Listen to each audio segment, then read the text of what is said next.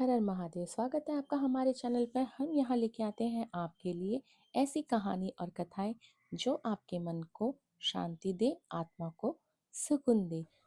हम आरंभ कर रहे हैं श्री महापुराण की श्री रुद्र संहिता के तृतीय खंड का 23वां अध्याय, शिव से विवाह करने का अनुरोध। ब्रह्मा जी कहते हैं, हे नारद, देवताओं ने वहां पहुंचकर भगवान शिव को प्रणाम करके उनकी स्तुति की। वहां उपस्थित नंदीश्वर भगवान शिव से बोले, प्रभु, देवता और मुनि संकट में पड़कर आपकी शरण में आए हैं। सर्वेश्वर, आप उनका उद्धार करें। दयालु नंदी के इन वचनों को सुनकर भगवान शिव ने धीरे धीरे आंखें खोल दी। समाधि से विरत होकर परम ज्ञानी परमात्मा भगवान शंकर देवताओं से बोले, हे ब्रह्मा जी, हे श्री हरि विष्णु एवं अन्य देवताओं, आप सब यहाँ एक साथ क्यों आए हैं? आपके आने का क्या प्रयोजन है? आप सभी को साथ देखकर लगता है कि अवश्य ही कोई महत्वपूर्ण बात है, अतः आप मुझे उस बातों से अवगत कराएं। भगवान शंकर के यह वचन सुनकर सभी देवताओं का भय पूर्णतः दूर हो गया और वे प्रसन्न होकर भगवान विष्णु को देखने लगे। तब श्री हरि विष्णु सभी देवताओं का प्रतिनिधित्व करते हुए भगवान शिव से बोले, भगवान शंकर, तारकासुर नामक दैत्य ने हम सब देवताओं को बहुत दुखी कर रखा है। उनसे हमें अपने अपने स्थानों से भी निकाल दिया है। यही सब बताने के लिए हम सब देवता आपके पास आए हैं। भगवान ब्रह्मा जी द्वारा प्राप्त वरदान के फलस्वरूप उस तारकासुर की मृत्यु आपके पुत्र के द्वारा निश्चित है। हे स्वामी, आप उस दुष्ट का नाश कर हम सबकी रक्षा करें, हम सबका उद्धार कीजिए। प्रभु, आप हिमालय पुत्री पार्वती का पनी ग्रहण कीजिए। आपका विवाह ही हमारे कष्टों को दूर कर सकता है। आप ही भक्त वत्सल है। अपने भक्तों को के दुखों को दूर करने के लिए आप देवी पार्वती से शीघ्र विवाह कर लीजिए। विष्णु जी के यह वचन सुनकर भगवान शिव बोले, देवताओं, यदि मैं आपके कहे अनुसार परम सुंदरी देवी पार्वती से विवाह कर लूं, तो इस धरती पर सभी मनुष्य, देवता और ऋषि मुनि कामी हो जाएंगे। तब वे परमार्थ पद पर नहीं चल सकेंगे। देवी दुर्गा अपने विवाह से कामदेव को पुनः जीवित कर देगी। मैंने कामदेव को भस्म करके देवताओं के हित का ही कार्य किया था। सभी देव निष्काम भाव से उत्तम तपस्या कर रहे थे ताकि विशिष्ट प्रयोजन को पूर्ण कर सके। कामदेव के ना होने से सभी देवता निर्विकार होकर शांत भाव से समाधि में ध्यान मग्न होकर बैठ सकते हैं। काम से क्रोध होता है, क्रोध से मोह हो जाता है और मोह के फलस्वरूप तपस्या नष्ट हो जाती है। इसलिए मैं तो आप सबसे भी यही कहना चाहता हूँ कि आप भी काम और क्रोध का त्याग करके तपस्या करें। ब्रह्मा जी बोले, हे नारद, त्रिलोकीनाथ भगवान शिव के मुख से इस प्रकार की बातें सुनकर हम सभी हत प्रभ से उन्हें देखते रह गए और वे हम सब देवताओं और मुनियों को निष्काम होने का उपदेश देकर चुप हो गए और पुनः पहले की भांति सुस्थिर होकर ध्यान में लीन हो गए। भगवान शिव ब्रह्म स्वरूप आत्मचिंतन में लग गए। श्री हरि विष्णु सहित अन्य देवताओं ने जब परमेश्वर शिव को ध्यान में मग्न देखा, तब सब देवता नंदीश्वर से कहने लगे, नंदीश्वर जी, अब हम क्या करें? हमें भगवान शिव को प्रसन्न करने का कोई मार्ग सुझाइए। तब नंदीश्वर सभी देवताओं को संबोधित करते हुए बोले, आप भक्त वत्सल भगवान शिव की प्रार्थना करते रहो। वे सदैव ही भक्तों के वश में रहते हैं। तब नंदीश्वर की बात सुनकर देवता पुनः भगवान शिव की स्तुति करने लगे। वे बोले, हे देवादिदेव महादेव करुणा निधान भगवान शिव शंकर, हम दोनों हाथ जोड़कर आपकी शरण में आए हैं।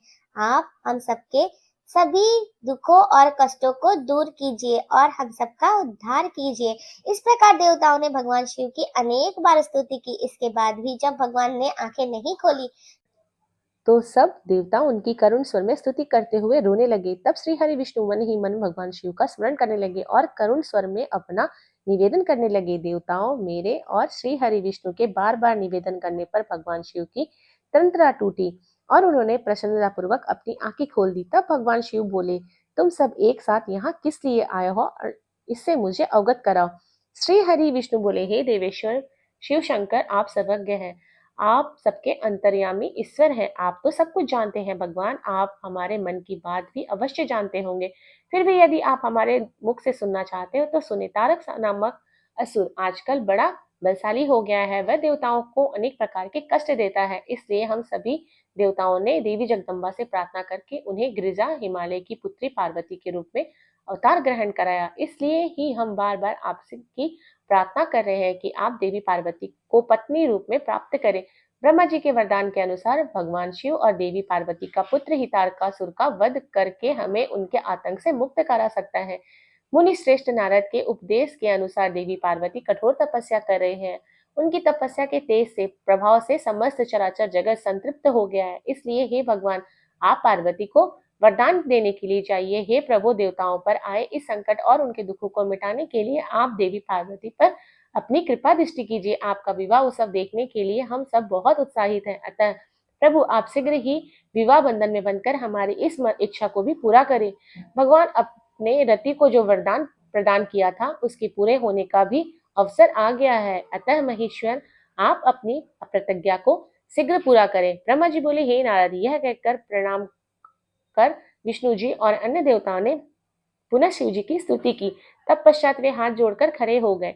तब उन्हें देखकर वेद मर्यादाओं के रक्षक भगवान शिव हंसकर बोले, हे हरे, हे विधे और हे देवताओं, मेरे अनुसार विवाह करना उचित कार्य नहीं है, क्योंकि वही विवाह मनुष्य को बांध कर रखने वाली बेड़ी है।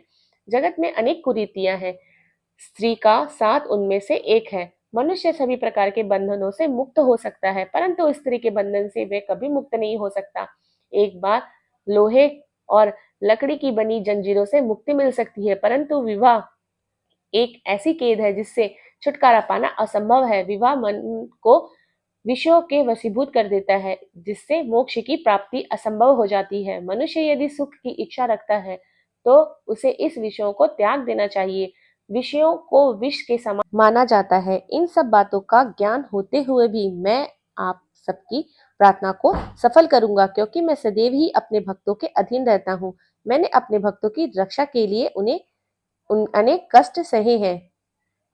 हे हरे, हे और हे विदे, आप तो सब कुछ जानते हो। मेरे भक्तों पर जब जब विपत्तियां आती है तब तब मैं उनके कष्टों को दूर करता हूँ। भक्तों के अधीन होने के कारण मैं उनके हित में अनुचित कार्य भी कर बैठता हूँ। भक्तों के दुखों को मैं हमेशा दूर करता हूँ। तारकासुर ने तुम्हें जो दुख दिया है उन्हें मैं भली भांति जानता हूँ, उनको मैं अवश्य ही दूर करूंगा। जैसा कि आप सब जानते हैं, मेरे मन में विवाह करने की कोई इच्छा नहीं है, फिर भी पुत्र प्राप्ति हेतु मैं पार्वती का पानी ग्रहण अवश्य करूंगा। अब तुम सब देवताओं निर्भय हो और निडर होकर अपने अपने धाम को लौट जाओ। मैं तुम्हारे कार्य की सिद्धि अवश्य करूंगा, इसलिए अपनी सभी चिंताओं को त्याग कर सभी सहर्ष अपने घर जाओ। ऐसा कहकर भगवान शिव शंकर पुनः मौन हो गए और समाधि में बैठकर ध्यान में मग्न हो गए। तत्पश्चात विष्णु और मैं देवराज इंद्र सहित सभी देवता अपने अपने धामों को खुशी से लौट आए। आशा करते हैं यह अध्याय आपको अच्छा लगा होगा। अगले अध्याय के लिए चैनल को लाइक सब्सक्राइब करना बिल्कुल ना भूलें। कमेंट में हर हर महादेव लिखना भी ना भूलें।